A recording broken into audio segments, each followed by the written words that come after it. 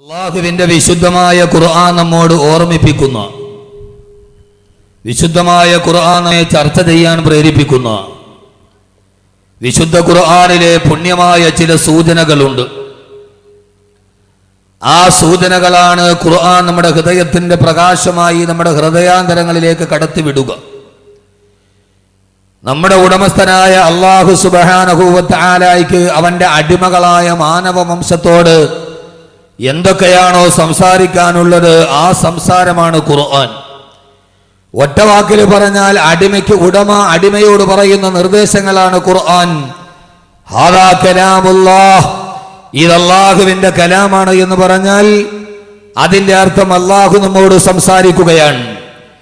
എന്റെ പ്രിയപ്പെട്ട സഹോദരങ്ങളെ, സഹോദരിമാരെ, അല്ലാഹു സുബ്ഹാനഹു വ തആല വിശുദ്ധമായ ഖുർആനിന്റെ ഓരോ ഭാഗങ്ങളിൽ അല്ലാഹു നമ്മളോട് പറയുന്ന വളരെ പ്രധാനപ്പെട്ട നമ്മുടെയൊക്കെ ജീവിതത്തിൽ നാം എല്ലാവരും പാരായണം ചെയ്യുന്ന മഗ്രിബ് നമസ്കാരത്തിന് ശേഷം പാരായണം ചെയ്താൽ ഖബറിന്റെ ആദ്യ രാത്രിയിൽ പ്രകാശം ലഭിക്കുമെന്ന് ആദരവായ പ്രവാചകൻ നബി മുഹമ്മദ് മുസ്തഫ, ആദരവായ പ്രവാചകൻ നബി മുഹമ്മദ് മുസ്തഫ സല്ലല്ലാഹു അലൈഹി വസല്ലമ നമ്മോട് പറഞ്ഞു തന്ന വളരെ പ്രധാനപ്പെട്ട, നമ്മളൊക്കെ പാരായണം ചെയ്യുന്ന വളരെ പ്രധാനപ്പെട്ട ഒരു ചെറിയ സൂറത്താണ്, അധ്യായമാണ് സൂറത്തുൽ മുൽക്ക്.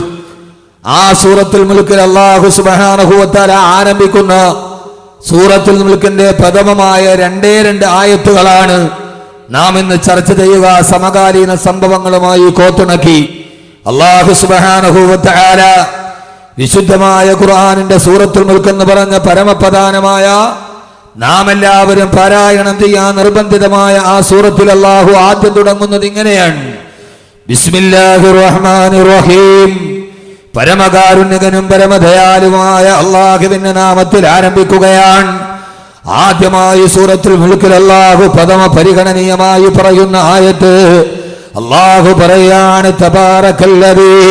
തബാറകല്ലദീ ബിയദിഹിൽ മുൽക്കു വഹുവ അലാ കുല്ലി ശൈഇൻ ഖദീർ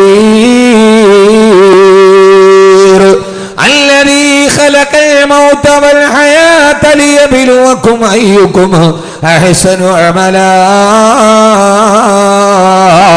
വഹുവൽ അസീസുൽ ഗഫൂർ. അല്ലാഹു പറയുകയാണ്: തബാറകല്ലദീ, അല്ലാഹു എത്രയോ പരിശുദ്ധനാണ്, അവൻ എത്രയോ മഹോന്നതനാണ്. ആദ്യം തന്നെ അല്ലാഹു പറയുന്നത് അവന്റെ പരിശുദ്ധിയെ വാഴ്ത്തുക. തബാറകല്ലദീ, അവൻ എത്രയോ പരിശുദ്ധനാണ്, അവൻ എത്രയോ മഹോന്നതനാണ്. എല്ലാ സ്തുതികീർത്തനങ്ങളും അല്ലാഹുവിലേക്കാണ്. എല്ലാ പദാനങ്ങളും പാടിപ്പകറ്റുന്നത് പടച്ചറപ്പിന്റെ തൃപ്തിക്ക് വേണ്ടിയാണ്. അല്ലാഹുവേ, നിന്നെ ഞങ്ങൾ സ്തുതിക്കുന്നു നമ്പുരാനെ. അല്ലാഹുവേ, നിന്നോട് ഞങ്ങൾ തിരുക്കാഴ്ചകൾ പറയുന്നു. അല്ലാഹുവേ, എന്തിനാണ് നിന്നെ സ്തുതിക്കുന്നതെന്നറിയുമോ? 5 നേരം പള്ളിയിലൂടെ ബാങ്ക് വിളിക്കുമ്പോ അല്ലാഹു അക്ബർ, അല്ലാഹു അക്ബർ, അല്ലാഹു അക്ബർ, അല്ലാഹു അക്ബർ. അല്ലാഹുവാണ് വലിയവൻ, നീയാണ് വലുത്, നിന്നേക്കാൾ വലുത് മറ്റൊരാളില്ല തമ്പുരാന്.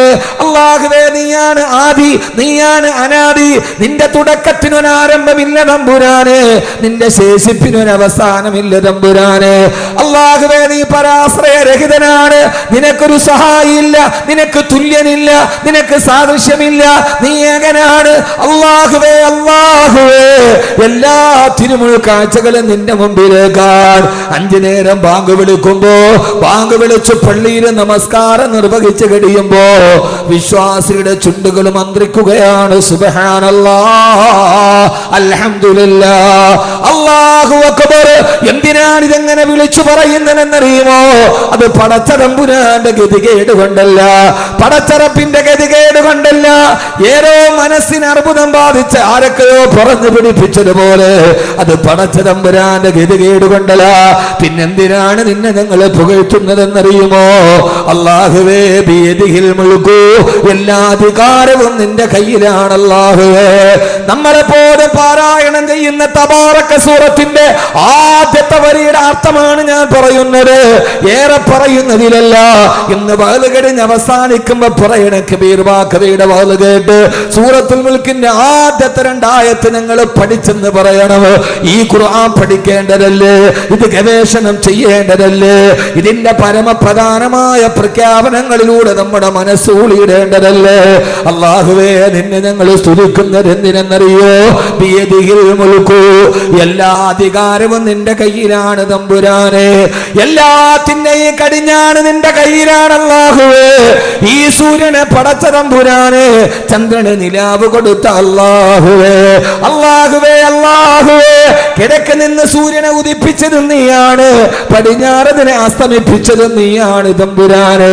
അല്ലാഹുവേ, നീയാണ് കടലിന് തിരമാലയെ കൊടുത്തത്, നീയാണ് കുരുവിയെ കൂടുകെട്ടാൻ പഠിപ്പിച്ചത്, നീയാണ് കുയിലിന് മധുരനാദം നൽകിയത്, നീയാണ് ഈ ഭൂമിയെ പടച്ചത്, നീയാണ് ആകാശത്തെ വിരിപ്പ് പോലെ വിരിച്ചിട്ടത്, നീയാണ് പർവ്വതങ്ങളെ നാട്ടി നിർത്തിയത്, നീയാണ് കടലിന്റെ ഉള്ളിലൂടെ മീനിന് ഊളയിടാൻ പഠിപ്പിച്ചു കൊടുത്തത്. ജനിച്ച ഉടനെ പശുക്കുട്ടിയോട് നിന്റെ മാതാവിന്റെ അകിടിന്റെ ഉള്ളിൽ നിനക്ക് പാലുണ്ടെന്ന് ബോധം കൊടുത്ത അല്ലാഹുവേ, എങ്ങനെയാണ് പ്രസവിച്ച ഉടനെ ആട്ടിൻകുട്ടി അതിന്റെ തള്ളയുടെ ആടികരിന്റെ അടുക്കലേക്ക് ഓടിച്ചെന്നത്? ആരാണ് വഴി പറഞ്ഞു കൊടുത്തത്? ഗൂഗിൾ മാപ്പ് കൊടുത്തതല്ലോ. ആരാണ് ഇതിന് ബോധനം കൊടുത്തത്? ജനിച്ച ഉടനെ തള്ളപ്പശുവിന്റെ അകടിലേക്ക് കൊച്ചു പശുക്കുട്ടിയെ പറഞ്ഞു വിട്ട തമ്പുരാനെ, നീയാണ് അല്ലാഹുവേ എല്ലാം സൃഷ്ടിച്ചത്, കാറ്റ് വീശിച്ചത് നീയാണ് തമ്പുരാനെ. ഉപ്പാന്റെ മുതുകിന്റെ അടിയിൽ നിന്ന് മാതാവിന്റെ ഗർഭാശയത്തിലേക്ക് കൊണ്ടുപോയി എനിക്ക് സൃഷ്ടിപ്പ് തന്ന അല്ലാഹുവേ, എന്നെ സൃഷ്ടിച്ച തമ്പുരാനെ. അല്ലാഹുവേ, നിനക്ക് തുല്യനില്ല. എന്റെ ഹൃദയത്തിന് സ്പന്ദനം തന്ന തമ്പുരാനെ, എന്റെ ഹൃദയം 1 മിനിറ്റിന്റെ ഉള്ളിൽ 70 പ്രാവശ്യം സ്പന്ദിക്കുന്നുണ്ട്. ആ കണക്ക് പ്രകാരം ഒരു ദിവസം 1,00,000 പ്രാവശ്യം എന്റെ ഹൃദയം സ്പന്ദിച്ചു കൊണ്ടിരിക്കുന്നുണ്ട്.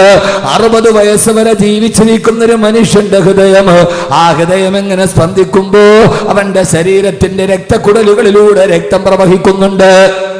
60 വയസ്സ് വരെ ജീവിച്ചിരുന്ന മനുഷ്യന്റെ ശരീരത്തിലൂടെ 10,000 എണ്ണ ടാങ്കറിന്റെ ഉള്ളിലുള്ള എത്രത്തോളം രക്തം കൊള്ളുമോ അത്രത്തോളം വെള്ളം, അത്രത്തോളം രക്തമാണ് 60 വയസ്സ് വരെ ഒരു മനുഷ്യന്റെ ശരീരത്തിലൂടെ കടന്നു പോവുക. അല്ലാഹുവേ, അല്ലാഹുവേ, ഉമ്മാന്റെ ഗർഭാശയത്തിൽ കിടന്നപ്പോ 4-ാം മാസത്തിൽ എന്റെ ഹൃദയം സ്പന്ദിക്കാൻ തുടങ്ങിയാണ്.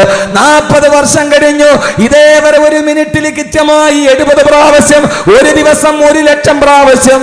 അല്ലാഹുവേ, എന്റെ മാത്രമല്ല അബ്ദുൽ ലത്തീഫ് സാഹിബിന്റെ, അബൂബക്കർ സാഹിബിന്റെ, ഈ ഇരിക്കുന്ന നിങ്ങളുടെ ഇതേ സമയത്തിരിക്കുമ്പോഴും ഇപ്പോഴും നമ്മുടെ ഹൃദയം സ്പന്ദിച്ചു കൊണ്ടിരിക്കുന്നുണ്ട്. 600 കോടിയോളം വരുന്ന ജനങ്ങളുടെ ഹൃദയം ഇത്ര കൃത്യമായ കണക്കോടുകൂടി സ്പന്ദിക്കുന്നവനെ തമ്പുരാനെ. അല്ലാഹുവേ, അല്ലാഹുവേ, ബിയദിഹിൽ മുൽക്കു, നിന്റെ കയ്യിലാണ് അധികാരം ഇരിക്കുന്നത് അല്ലാഹുവേ. അതുകൊണ്ടാണ് നിന്നെ ഞങ്ങൾ സ്തുതിക്കുന്നത് തമ്പുരാനെ. അല്ലാഹുവേ, നീ ഇല്ലാതെ ഭൂമിയില്ല, നീ ഇല്ലാതെ ആകാശമില്ല, നീ ഇല്ലെങ്കിൽ ഈ പ്രപഞ്ച ലോകത്തിന് നിലനിൽപ്പില്ല തമ്പുരാനെ. ബിയദിഹിൽ മുൽക്കു, നിന്റെ കയ്യിലാണ് അധികാരമുള്ളത്, അധികാരം നിന്റെ കയ്യിലാണ് റബ്ബേ. തൂത്തിൽ മുൽക മൻ തശാഉ വ തൻസിഉൽ മുൽക മിമ്മൻ തശാ. നീ ഉദ്ദേശിക്കുന്ന കയ്യേറിലാണ് അധികാരം കൊടുക്കുക. നീ നിനക്കുന്ന സമയത്തത് തിരിച്ചെടുക്കാൻ നിനക്ക് കഴിവുണ്ടല്ലാഹുവേ. ഇന്ത്യ രാജ്യത്തിന്റെ അധികാരം ഒരാളുടെ കയ്യിൽ. എന്തിനാണ് മോനെ നിരാശപ്പെടുന്നത്?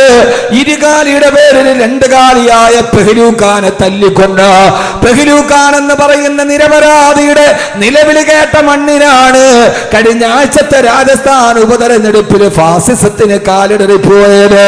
അവിടെയാണ് ജനാധിപത്യ ചേരികൾ വിജയിച്ചത്.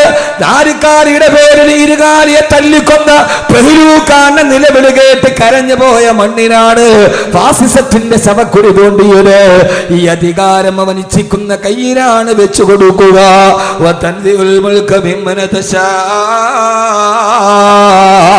അവൻ ഉദ്ദേശിക്കുന്ന സമയത്ത് അത് അവരുടെ കയ്യിൽ നിന്ന് തിരിച്ചെടുത്ത് മറ്റൊരാളുടെ കയ്യിൽ കൊടുക്കാൻ കഴിയുന്നതും അല്ലാ. കണ്ടെന്നിരിക്കും ജനത്തിനെ കണ്ടില്ലെന്ന് നടിക്കുന്നതും ഭവാൻ. 2-4 ദിനം കൊണ്ടൊരുവനെ തണ്ടിലേക്ക് നടത്തുന്നതും ഭവാൻ. മാളികാമുകളേറിയ മന്നന്റെ തോളിൽ മാറാപ്പ് കേറ്റുന്നതും ഭവാൻ. ഇന്നത്തെ ദരിദ്രൻ നാളത്തെ ലക്ഷാധിപതി, ഇന്നത്തെ കോടിപതി നാളത്തെ പരമദരിദ്രന് എല്ലാം ആരുടെ കയ്യിലെന്നറിയോ? ബിയദിഹിൽ മുൽക്കു. ഇതെല്ലാം നിന്റെ കയ്യിലാണ് തമ്പുരാന്.